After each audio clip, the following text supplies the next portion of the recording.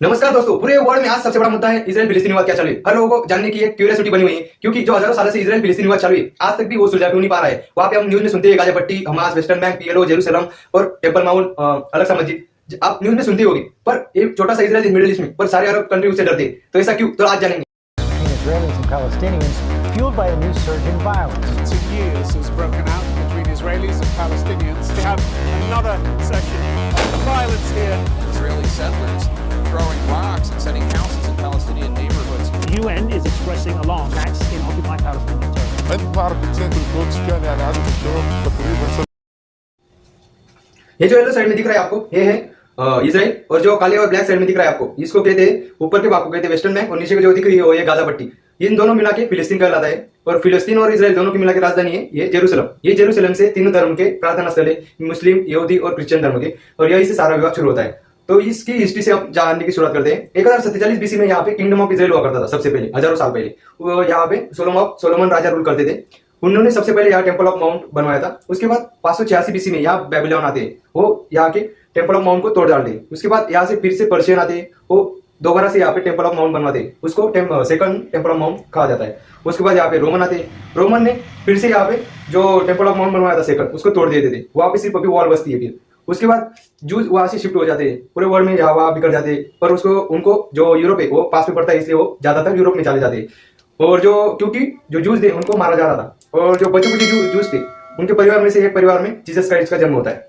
जैसे जैसे रोमन साम्राज्य में जीसस क्राइस्ट बड़े हो जाते हैं, उन्होंने उसके बाद जेरूसलम में अपनी जूस की जो पुरानी टीचिंग है उसको छोड़ के नई टीचिंग देने की शुरुआत की। जैसे गौतम बुद्ध जी ने अपने भारत में हिंदू धर्म में उनका जन्म हुआ था, पर उन्होंने बौद्ध धर्म की नई शिक्षा दी लोगों को, वैसे ही उन्होंने भी क्रिश्चियन धर्म की लोगों को शिक्षा देना शुरू किया जेरूसलम में। पर जो वहाँ के जो लोग थे पुराने जूस, वो उनको पसंद नहीं करते थे, क्योंकि वो पुरानी टीचिंग को फॉलो नहीं करते थे, नई टीचिंग ला रहे थे इसलिए। क्योंकि और जो क्रिश्चियन धर्म की आइडियोलॉजी थी वो बहुत तेजी से फेमस हो रही थी, आगे बढ़ रही थी, और वो पुराने लोगों को अच्छा नहीं लग रहा था। तो उन्होंने जो अपने जीसस क्राइस्ट थे उनको क्रॉस पे लटका के कील ठोक के उनकी जान चली जाती। उसके बाद अब रोमन एम्पायर में बहुत अच्छे से चल रहा था। पर ईयर 3000 में जब कॉन्स्टेंटाइन द ग्रेट ये राजा आता है, वो क्रिश्चियन धर्म को स्वीकार लेता है, उसको बहुत पसंद आता है क्रिश्चियनिटी। तो उन्होंने ये पहला राजा बनता है क्रिश्चियन धर्म स्वीकारने वाला, तो इसने पूरे रोम में क्रिश्चियन धर्म का फैला दिया। पर यहाँ पे भी जो जूस थे उनके खिलाफ नफरत इस राजा को आ जाती है, क्योंकि जो जूस लोग थे उन्होंने ही जीसस क्राइस्ट को मारा था, इसलिए जूस को रोमन एम्पायर से भी दुनिया भर में यहाँ भागना पड़ता है, यूरोप में भागना पड़ता है। वहां पे भी वो कॉन्स्टेंटाइन ऑफ द ग्रेट जो राजा था, उसने जो जीसस क्राइस्ट जहाँ पे जूस लोगों ने उनको मारा था वहां पे चर्च ऑफ होली स्कल्पचर बनाते। उसके बाद 636 एडी में जब रोमन एम्पायर था, उस पे जोरब आर्मी वो आक्रमण कर देती है, और जो जेरूसलम है वहां पे अलग सा मस्जिद और डोम ऑफ रॉक बनवा देते हो। ऐसा इसलिए कि जोरब आर्मी मानती थी कि हमारे जो भगवान है उन्होंने यहाँ पे प्रेयर की थी, इसलिए। और जो जूस थे जो यूरोप में रहते थे वो भी आज तक मतलब जो जेरूसलम है वहां पे मतलब उसकी तरफ दिशा देख के झुक के वो प्रेयर करते थे। जैसे मक्का मदीना की तरफ मुस्लिम लोग झुक के अपना नमाज पढ़ते, वैसे ही वो भी अपनी प्रेयर जेरूसलम की ओर झुक के करते थे। ऐसा इसलिए क्योंकि वो भी अपने पुरखों को जो अपनी जगह है उसको भूले नहीं थे, क्योंकि वहां पे पहले किंगडम ऑफ इजराइल हुआ करता था। उसके बाद जो जूस थे वो यूरोप से धीरे धीरे अभी माइग्रेट होने लगे यहाँ पे, कहाँ पे, जहाँ फिलिस्तीन अभी देश बन चुका था, क्योंकि वो ऑटोमन साम्राज्य उसके अंडर आ चुका था। और जो यूरोप में रह रहे जूस थे उन्होंने जूनिज्म मूवमेंट भी स्टार्ट कर दिया था, मतलब जूस लोगों के लिए एक अलग देश की मांग उन्होंने तब से शुरू कर दी थी जब वो यूरोप में ही थे। उसके बाद 1914 आ जाता है, अब वर्ल्ड वॉर 1 की शुरुआत हो जाती है। एक तरफ होता है जर्मनी, और जर्मनी जो ऑटोमन एम्पायर होता है जो जूस पे राज कर रहा होता है फिलिस्तीन में, यहाँ ऑटोमन एम्पायर तो बहुत बड़ा था, वहां पे जर्मनी के साथ ऑटोमन एम्पायर आ जाता है। और एक तरफ था ब्रिटेन, जिसके अंडर 60 प्लस ज्यादा देश उसके अंडर थे, मतलब गुलाम थे ब्रिटेन के साथ। एक हमारा इंडिया भी था उसमें से। वहां पे उसके साथ रशिया और अमेरिका आए ब्रिटेन के साथ, इसलिए ब्रिटेन ने एक चाल चली कि ब्रिटेन और रशिया और अमेरिका के जो जूस थे, जूस लोग, वो हमको सपोर्ट करे, इसलिए उन्होंने जो इजराइल के जूनिज्म मूवमेंट था उसको सपोर्ट किया कि इजराइल को भी हम एक देश देंगे फिलिस्तीन के, या ऐसा जगह नहीं बताई थी पर देंगे ऐसा बताया था उन्होंने। वहां पे बेलफोर डिक्लेरेशन भी साइन कर लिया उनसे। उसके बाद अब जहां जूस किंग ऑटोमन राजाओं का रूल था वहां पे अभी ब्रिटेन का कब्जा हो गया था, क्योंकि वर्ल्ड वॉर 1 जो है वो ब्रिटेन जीत चुका था। उसके बाद वादा जो पूरा करने वाले थे, तो ब्रिटेन ने जो जूस थे उनको धीरे धीरे माइग्रेट करना शुरू कर दिया, कहाँ पे, जो फिलिस्तीन जगह थी वहां पे। तो धीरे धीरे अभी यहाँ पे जूस आने लगे।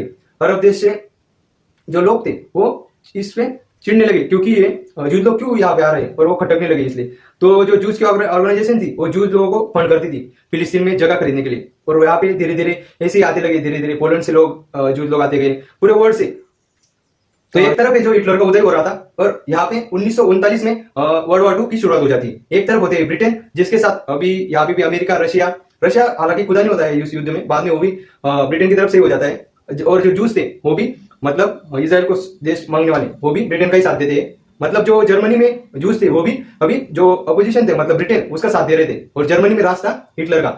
तो हिटलर की तरफ से थे अरब देश। और आपको एक बात पता होगी, हिटलर ने जूस को मारा था होलोकॉस्ट करके, और जो गैस चैम्बर में उनको डुबो के रख के मार दिया था। क्यों मारा था? क्योंकि जर्मनी में रहने वाले जूस थे वो ब्रिटेन का साथ दे रहे थे। मतलब देखो, कोई एक सादा एग्जांपल, अगर भारत में रह रहे और कोई भारत में रहने वाले लोग दूसरे देश को सपोर्ट करे तो अपने देश को कैसा लगेगा? वैसे ही वहां पे हो रहा था। मतलब हिटलर के यहाँ पे जूस रहते थे पर वो लोग दूसरे देश को सपोर्ट कर रहे थे, इसलिए हिटलर ने मेरे ख्याल से वहां पे जो जूस लोग थे उनको मारा होगा। तो वर्ल्ड वॉर 2 में ब्रिटेन की जीत होती है फिर से, और जर्मनी हार जाता है। उसके बाद वर्ल्ड वॉर 2 के बाद पूरे देश में, सारे वर्ल्ड में शांति बनी रहे, इसलिए जो सारे देश है वो मिलकर एक यूएन नाम से संस्था बनाते हैं ताकि पूरे देश में पीस रहे, और कुछ भी मतलब देश जो दिवालिया हो रहा है उसको मदद करे।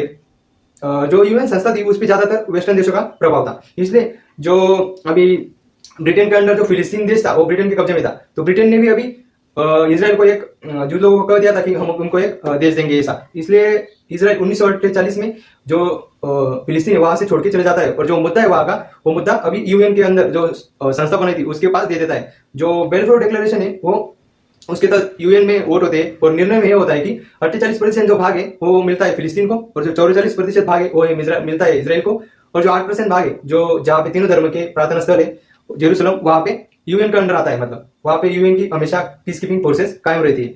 और जो अरब देश है इससे बहुत नाराज होते हैं। उन्होंने उसी वक्त जब इसराइल आजाद हुआ उसी वक्त वो 6 के 6 अरब देश इसराइल पे आक्रमण कर देते हैं, पर इसराइल के पास अब तक इतनी पावर आ चुकी थी और वेस्टर्न वर्ल्ड का सपोर्ट भी था, इसलिए 6 अरब देशों को इसराइल ने अकेले ही हरा दिया।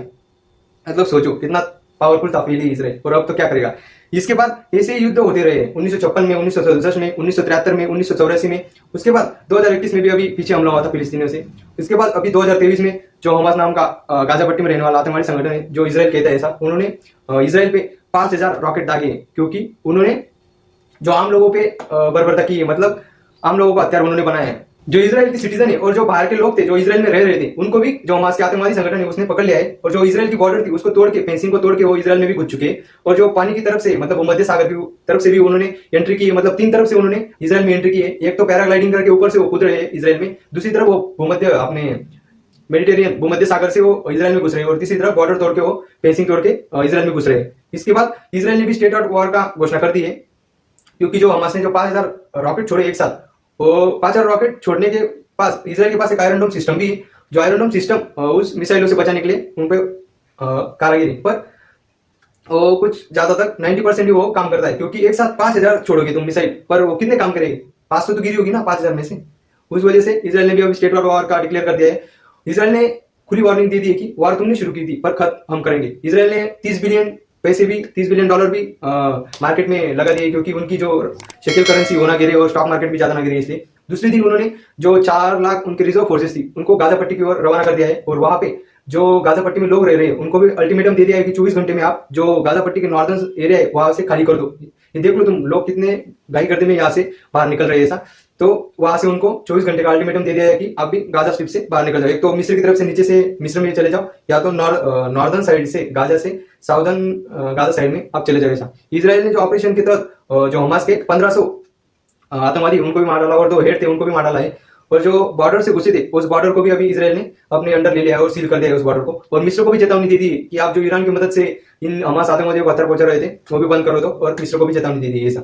हमास ने जो बच्चों बूढ़ों को महिलाओं का सहारा लेके इसराइल पे आक्रमण किया था, अभी इसका जवाब में पूरी दुनिया इसराइल की तरफ से आ चुकी है। जो अमेरिका का व्हाइट हाउस है वहां पे व्हाइट हाउस पे इसराइल का झंडा फहरा दिया गया है पूरा, मतलब 3D एनिमेशन की तरह। यूके में भी ऋषि सुनक जी ने इसराइल की तरफ खुला सपोर्ट दिखाया है, और जो आईफिल टावर है वहां पे भी इसराइल का झंडा ही दिख रहा है। तो इसराइल के साथ ज्यादातर पूरी दुनिया आ चुकी है, क्योंकि हमास ने पहले आक्रमण किया इसलिए। और भारत ने भी अपना ऑपरेशन चला दिया है, ऑपरेशन विजय, जो कि हमारे 18,000 लोग है वहां पे इसराइल में, उनको बचाने के लिए। इंडिया ने भी बचाने के लिए 443 लोग अब आ चुके हैं, 3rd एरोप्लेन भी अभी आने वाला ही है। उसके बाद जो अमेरिका है, अमेरिका में तो कोई रेस्क्यू ऑपरेशन किया नहीं है, क्योंकि वहां पे उन्होंने ज्यादा कुछ लोग नहीं, ऐसा लगता है मेरे को वहां पे इजराइल के आए उनके, पर अमेरिका के जो ऑपोजिशन पार्टी है, रिपब्लिकन पार्टी, जो डोनाल्ड ट्रंप की तरफ से काम करती है, उनके नेता खुद जा रहे हैं एरोप्लेन में और वहां पे अमेरिका के सिटीजन को बचा रहे हैं। तो इस सबका सोल्यूशन क्या निकलता है? जो युद्ध चालू है इतने हजारों साल से, इसका सोल्यूशन इंडिया एकदम बराबर साइड से।